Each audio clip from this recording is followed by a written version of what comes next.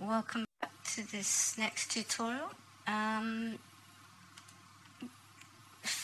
Don't worry that you think, oh no, I've missed a few steps. I've just added all this in to save a little bit of time. Basically all I've done is the basic, grabbed the tiles and resized them. I've done nothing else to them. I'm going to cover some of these more advanced tips for your editors and basically ways of keeping it friendly for one, being friendly to the amount of layers you may have to work with, but also keeping it MMO friendly, because Zelda wasn't exactly intended to work for being restricted to tile movement. They basically had pixel movement, so they could put a doorway half over 2 tiles. Anyway, I'll just start with this floor edging. Basically, when we grabbed this floor, I took it from the first corner perfect flush with this red border.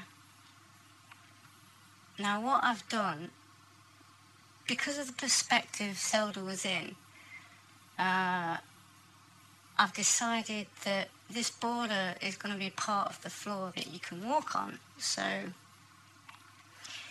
it's out of sync with the floor, but it's going to make it very reusable in so many ways.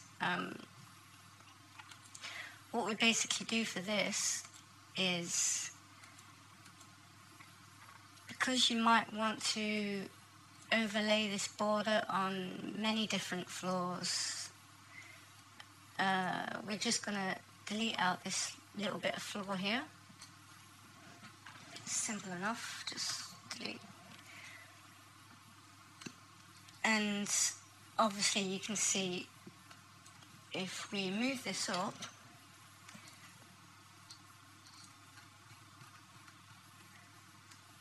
you can have a blue floor or the standard brown floor inside that house picture I've used. Absolutely any floor you want, really, which can be handy. I mean, if you've got the layers to spare, why not? Anyway, why have I only taken these 2 pieces? As you'll notice, because of the detail, everything's symmetrical. There's no, like, if you was to stick a mirror down this centerpiece, this piece would be identical anyway. So because it's only one corner, it's just a matter of copying this graphic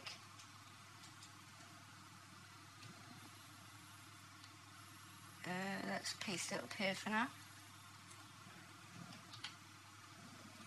Then obviously if you edit, transform and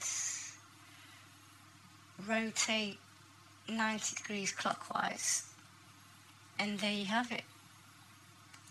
There's the other corner of your floor. Obviously you can do this with all the 4 corners, and same with this bottom piece. It's just a matter of, just a matter of copying,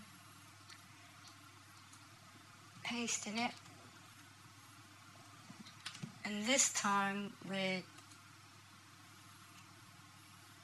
you can either flip it vertically or rotate 180 degrees. You're going to get the same effect for this tile. Obviously you'd rotate it just 90 degrees for the side ones, and it saves you a lot of resizing. You know, you don't have to grab absolutely every tile because it's just a matter of rotating them. Same with these walls. I've done it on the principle of it's going to be flush with the border. So I've grabbed them starting from the very bottom edge of the wall, and obviously I've took this section just to make it a whole tile for the rest of the wall. So your walls are going to be 1.5 tiles size, but that's not, it's neither here nor there. With this, same with the barrel, this bit's probably going to want to be invisible in case you want a different border, like maybe the ceiling's going to show. This might be like a dipped part in your room, your map. So you could quite easily put a floor here as if, I don't know, a ladder going down, so like you've got that depth in your maps, you know, it's flexible. So obviously that's just all done. I grabbed a few wall pieces here because they're all the same, but the next thing I'm going to show you is the classic Zelda windows for the house interiors. These two parts, same as the wall, I've just grabbed them as they were, same as the wall piece. Now,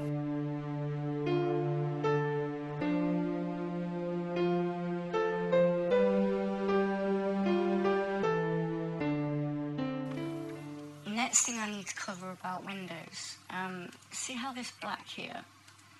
Sometimes you're going to want it black, but let's face it, the real world, how many windows do you see that are black? Even at night time you get a bit of moonlight. You're going to see the scenery outside, whether it's grass, pavement, anything. So I'd say the best thing to do is just select all of this window detail, what should be the glass. Let's just call it the glass. Make sure you don't have any other bits selected.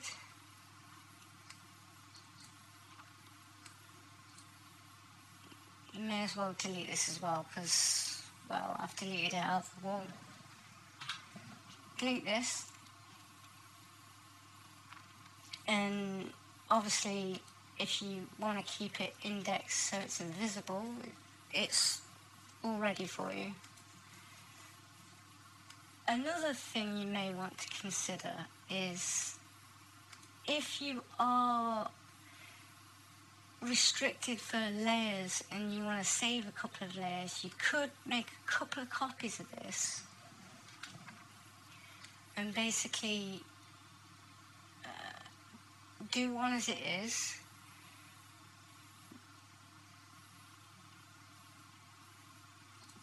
do a version that's over mud, a version over grass, you know, so it's friendlier on your layers and everything, but it gives it that little touch, you know, a little bit of magic if you want to show the outside around your interiors.